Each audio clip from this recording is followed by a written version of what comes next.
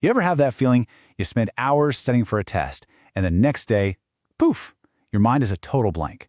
Or you learn something really cool, and a week later it's just gone. It's so frustrating, right? But what if I told you the problem isn't your brain? It's that you were never given the user manual for it. Well, let's dive in and write that manual for ourselves. This quote just hits the nail on the head. Forgetting isn't some personal failure. It's a systems failure. Most of us were just never taught the rules of the game. And the good news? Memory isn't a gift you're born with. It's a skill. And just like any skill, you could train it, you can strengthen it, and you can absolutely master it.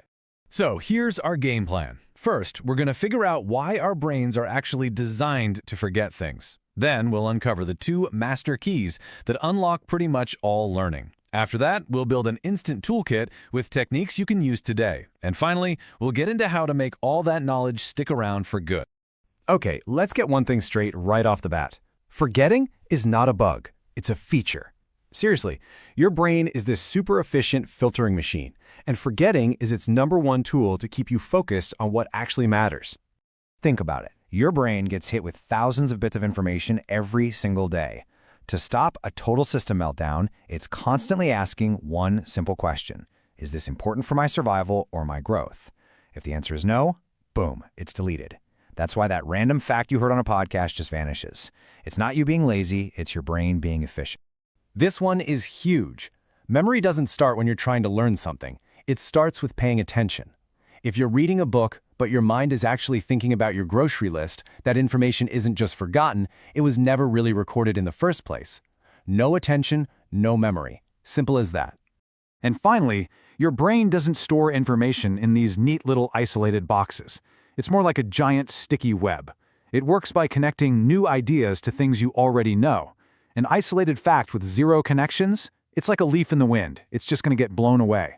But an idea that's linked into that web, well, that one stays.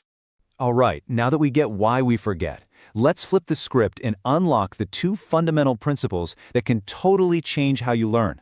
Think of these as the master keys to your own memory palace. The first key is making a big shift from just memorizing to truly understanding. Memorizing is just repeating words over and over. It's fragile. It's short-term. Understanding, though, that's about creating deep connections, finding the meaning. Your brain doesn't love repetition. It loves meaning. This is the difference between cramming for a test and actually learning for life. And the second master key, it's pure, undivided attention. That's it. It is the one and only doorway for information to get into your memory. When we try to multitask, studying while checking our phone, listening while thinking about what we're going to say next, we create broken attention. And broken attention just leads to broken, fragmented memories. So if attention is the key, how do we build up this muscle? It's actually simpler than you'd think.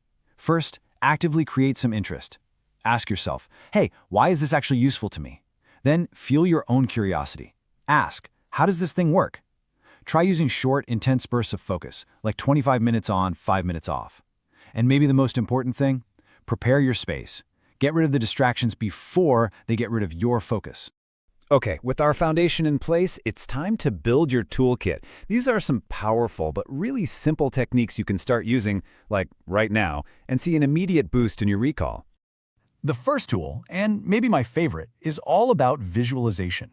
Our brains are wired for images, way more than for abstract text. So the goal here is to stop just reading words and start creating worlds in your mind. Yeah, a mental picture is just stickier than a plain old fact. If you're learning about a historical event, don't just read the date. Picture the scene. See it in your head. If you're learning a new science concept, imagine it working like a little machine. The more vivid, the more colorful you make that image, the stronger that memory is going to be. Next up is a real game changer, one of the most effective learning methods ever, named after the physicist Richard Feynman. The whole idea is super simple.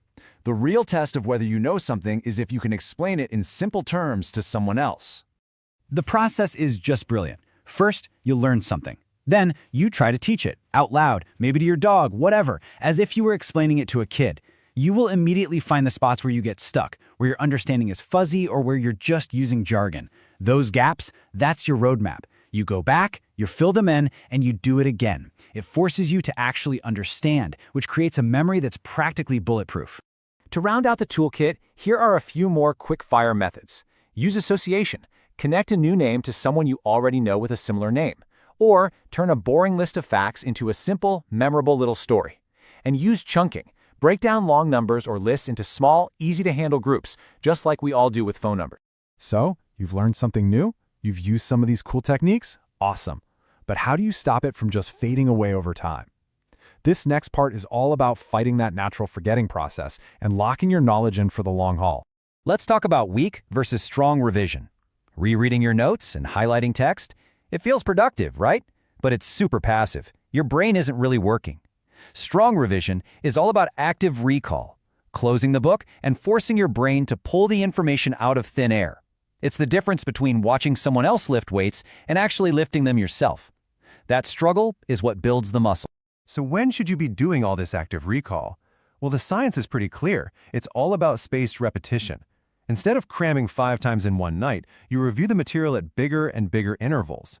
Each little gap forces your brain to work just a bit harder to retrieve the memory, and every time you successfully pull it up, that memory gets stronger and way more permanent. And finally, let's look at some daily habits that really lock that memory in place. Test yourself constantly, not just before exams. Try writing important notes out by hand. It actually activates more of your brain than typing. And please get good sleep. That's when your brain does all its filing and stores memories from the day. And maybe most importantly, use what you learn. The brain keeps what it uses. And this brings us right back to our core message. This isn't about being smart or having a good memory. It's about having the right strategy. You have an incredibly powerful machine in your head. You just needed the instruction manual. You know, the crucial takeaway is this. This kind of transformation doesn't happen overnight. It happens through small, consistent daily habits. By focusing, by understanding, and by actively recalling, you slowly but surely build a memory that's going to serve you for life.